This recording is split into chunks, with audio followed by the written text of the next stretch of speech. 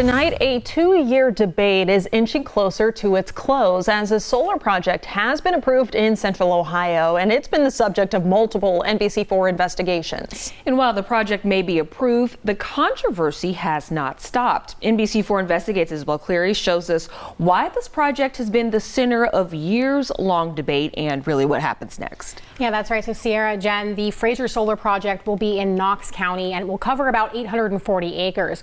It would produce enough energy to power the equivalent of 14,000 homes for a year. While the Ohio Power Siting Board has approved the project, the fight is nowhere near finished. My immediate reaction was relief. I was just relieved because it's been going on a 2-year back and forth. That land right behind Debbie Wells is where Fraser Solar has proposed part of its project. Wells lives right across and supports it. Mostly because of the alternative right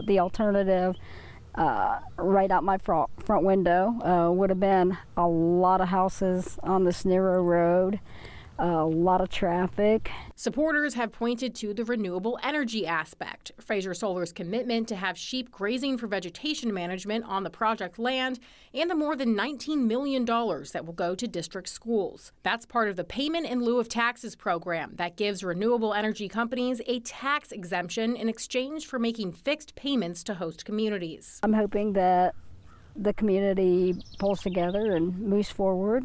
Opponents say that glare off the panels could impact the local airport, and they want farmland to remain untouched. I think one of the things that did not get appreciated by the staff report, in our case as much as it should have been appreciated or acknowledged, would be the strength of the opposition in the community. Preserve Knox County, Ohio is one of the groups that have come out against the project since the beginning. Member Ben Dean says the fight doesn't end here. We'll probably request the rehearing, and if that doesn't go the way we want it to, which again, likely, I mean, we're being realistic about this, knowing how these projects work, probably won't go the way we want, but we're still going to go for it probably. The next step would be to appeal to the state Supreme Court. While both sides find it hard to agree on much, they do agree on the importance of community input.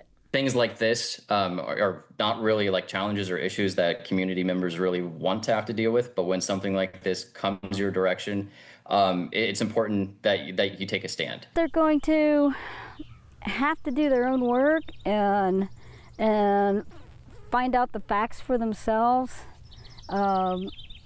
Rein in your emotions and just go with what's really true.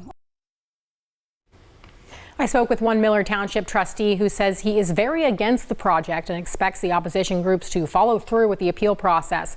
Much of the project would be in that township. Open Road Renewables says the project's progress will depend on whether or not there is an appeal.